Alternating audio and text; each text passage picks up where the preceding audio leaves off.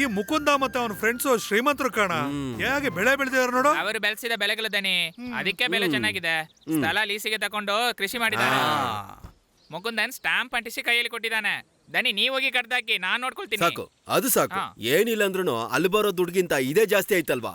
ಒಂದ್ ವೇಳೆ ಏನಾದ್ರು ಆದ್ರೆ ಇವನೇ ನೋಡ್ಕೊಂತಾನಲ್ಲ. ಏನ್ ಹಾಗೆ ನೋಡ್ತಾ ಇದಾರೆ, ಕಡ್ದಾಕ್ರು. ಒಳ್ಳೆ ಬೆಳೆ ಬಂದಿದೆ ಕಣ.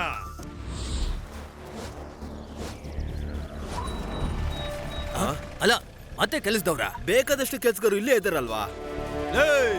ಯಾರನ್ನು ಕೇಳಿ ಕಬ್ಬು ಕಡ್ದಿಲೇ? ಕಿಶೋರ, ಏನೋ ಇವನು ಹೇಳ್ತಾ ಇರೋದು? ಯಾರ ಜೊತೆ ಕೇಳಿ ಕಬ್ಬು ಕಡಿತಿದ್ದೀರಂತ? ನಿಮ್ಮ ಅಪ್ಪನ್ನ ಕೇಳ್ಬಿಟ್ಟು. ಮುಕುಂದನು ನೀ ಪೇಪರ್ ಕೊಟ್ಟಿದ್ದೇನೆ ಅವ್ರ ಮಕ್ಕದ ಮೇಲೆ ಎಸಿಯೋ. ಅವ ಏನ್ಲ ಅಂದ? ನಾ ಯಾಕೆ ಹೇಳ್ಬೇಕು? ಸತ್ರು ನಾ ಹೇಳಲ್ಲ. ಈ ಮಲ್ಲಯ್ಯನ್ ತೋಟದಾಗ ಕಬ್ಬು ಕಡಿಬೇಕಂದ್ರ ನಮ್ಮಪ್ಪನ ಕೇಳ್ಬೇಕೇನಾ? ಏನೋ ಹೇಳ್ತಾ ಇರೋದು? ನನ್ನ ಕೆಳಗೆ ಇಳಿಸ್ಲಿಕ್ಕೆ ಹೇಳಿದನಿ. ಅದನ್ನೇ ಇಷ್ಟೊತ್ತು ಹೇಳ್ತಾ ಇದ್ದಿದ್ದು. ಇಳ್ಸೋ ಕೆಳಗೆ. ಅವರ ಅಪ್ಪನ ಬೈದದ ಅವರಿಗೆ ಗೊತ್ತಾಯ್ತು ದನಿ. ಇದು ಮುಕುಂದನ ತೋಟ ಅಲ್ಲ, ಅವ ನಮ್ಮನ್ನು ಮೋಸ ಮಾಡಿದ ದನಿ. ಇಲ್ಲಿಂದ ಎಲ್ಲರೂ ಓಡಿಬಿಡಿ. ಅಣ್ಣ, ಲೇ ಮುಕುಂದ, ನಾನ್ ನಿನ್ನ ಜೀವಂತವಾಗಿ ಬಿಡಲ್ಲ ಕಣೋ. ಹಾಗಿದ್ರೆ ಇಲ್ಲಿಂದ ಮೊದಲು ಹೋಗೋಣ. ಅಂದ್ರೆ ಇವರು ನಮ್ಮನ್ನ ಜೀವಂತವಾಗಿ ಬಿಡೋದೇ ಇಲ್ಲ. ಅದ್ ಸರಿ, ನಾವ್ ಯಾರ ಮುಂದೆನೂ ತಲೆ ಬಾಗಿಸ್ಬಾರ್ದು. ಅರ್ಥ ಆಯ್ತು.